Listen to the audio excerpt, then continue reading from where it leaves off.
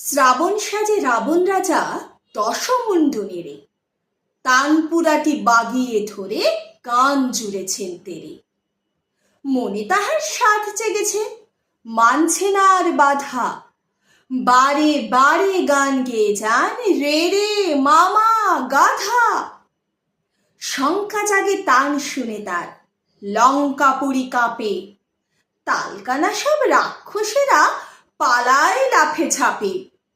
ধূম্রবর্ণ কুম্ভকর্ণ অঘোর ছিল ঘুমে, চমকে উঠে উল্টে পড়ে খাটের থেকে ভূমে। ভীষণ কানে বিভীষণের লাগলো কানে তালা, ঘাবড়ে গিয়ে ডিগবাজি খায় রাবণ রাজার শালা।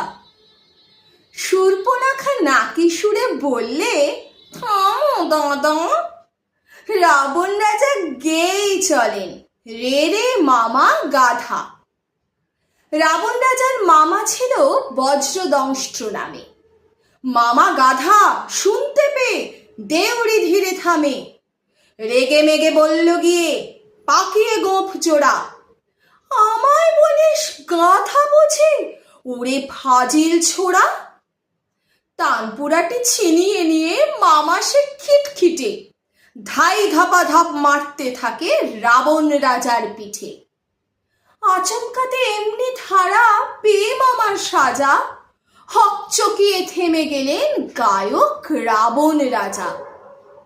সুর ছেড়ে তাই অসুর হলেন জব্দ হয়ে মনে, এসব কথা কেউ জানে না নাইকো রামায়ণে।